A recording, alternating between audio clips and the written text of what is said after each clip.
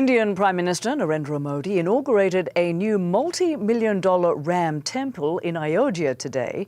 The construction of the temple fulfills his long-standing promise in an election year.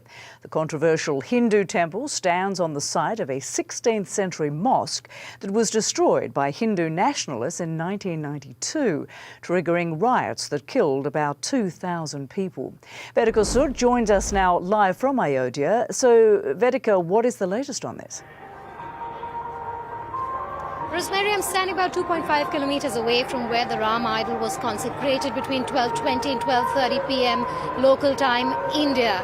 Now, this is a historic moment. It's a controversial moment as well, and I'll tell you why. Let's start with the historic moment. It's a historic moment for Hindus across India and the world because this is a moment they've been waiting for. It's a culmination of the push by Hindu nationalist organizations over the last 4 decades to build a Ram temple at the site which they believe is the birthplace of Lord Ram.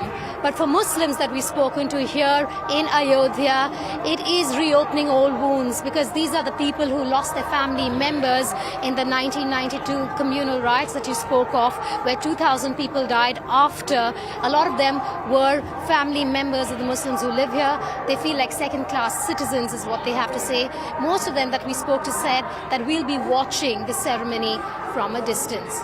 Now, this is significant for one man that you would have seen in the frame in the inner sanctum of the Ram temple. I'm talking about the leader of India, the Indian Prime Minister Narendra Modi. It's an election year, and Narendra Modi is seeking a third record term as leader of India, as the Prime Minister. And this opening comes just months before the elections. What the opposition party members are saying is that he has politicized this along with his party, the Bharatiya Janata Party.